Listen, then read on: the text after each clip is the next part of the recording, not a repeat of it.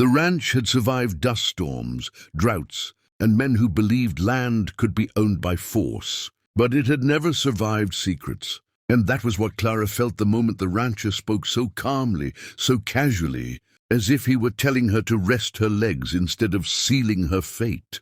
His voice steady against the wind. Too big. Just sit on it. And she hesitated only a second before obeying, because exhaustion has a way of silencing instinct. And Clara had been riding since dawn, chasing a missing calf through scrubland that seemed endless. Her muscles screaming, her thoughts fogged by heat. And when she lowered herself onto the old wooden bench outside the barn, she felt it immediately. Not comfort, not relief, but something hollow, something wrong, a subtle shift beneath her weight. A sound that wasn't wood creaking, but breathing. Deep and slow, and the rancher didn't move, didn't flinch, didn't even look surprised.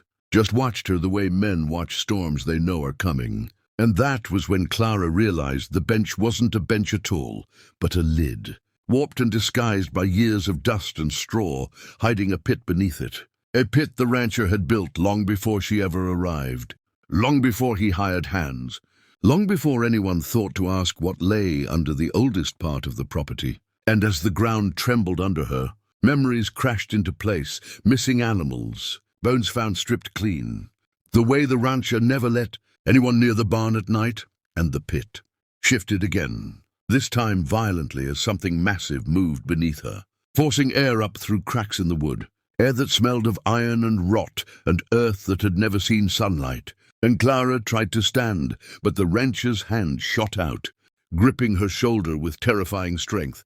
His voice still calm, almost kind. If you move, it wakes faster, and panic clawed at her throat as she understood this was no animal trap, no forgotten cellar.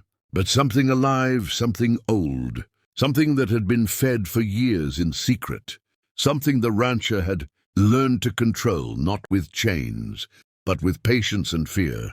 And as the bench split slightly under her weight, she saw it, a single massive eye opening below, pale and unblinking, reflecting her face back at her in distorted horror.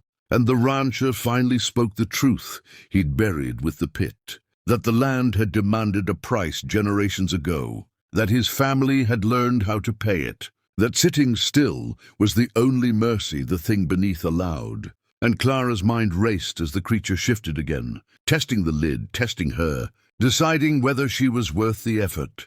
And in that frozen moment, she realized survival wasn't about strength but stillness, about outthinking monsters both above and below the ground.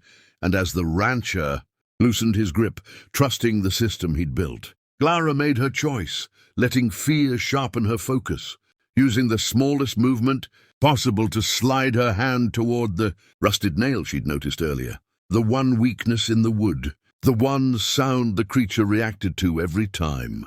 And when she struck it hard against the plank, the pit exploded with movement. The creature lunged the wrong direction, the lid collapsed inward, and Clara rolled free, just as the rancher screamed for the first time. His calm shattered, as the thing he controlled turned on the only voice it had ever known, and Clara ran, not looking back, carrying the truth with her that some land remembers, some secrets breathe, and some warnings come too late.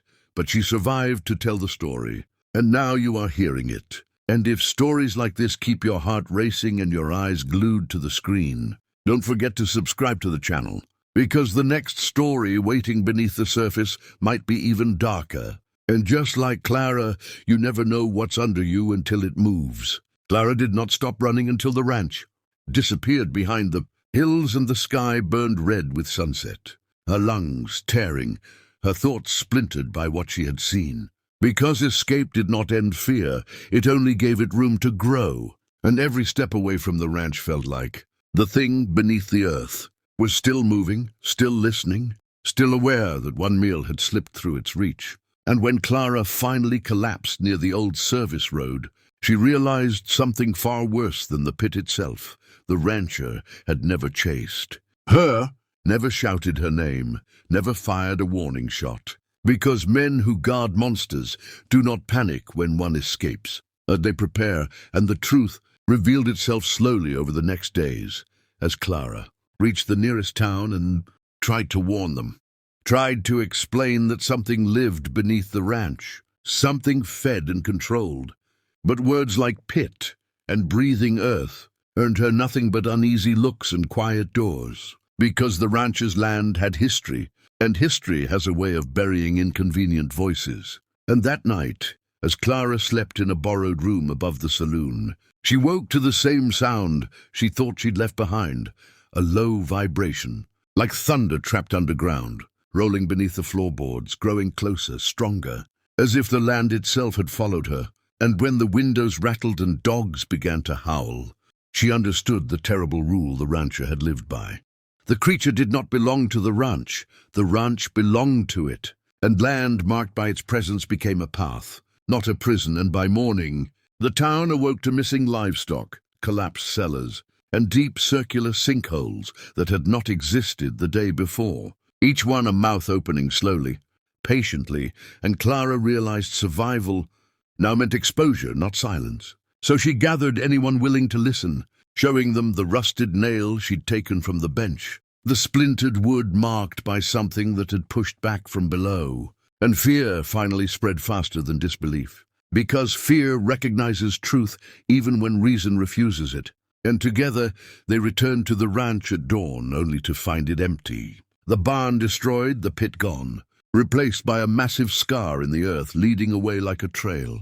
And at its end stood the rancher, calm once more, waiting, not to fight but to confess, admitting that the creature was never meant to be stopped, only guided, that it moved when ignored and slept when fed, and that Clara's escape had broken the balance his family had maintained for generations. And as the ground shook beneath them again, splitting open wider than before, Clara made the final choice the rancher never could, using fire, noise, and sacrifice not to control the monster, but to lure it away from people forever.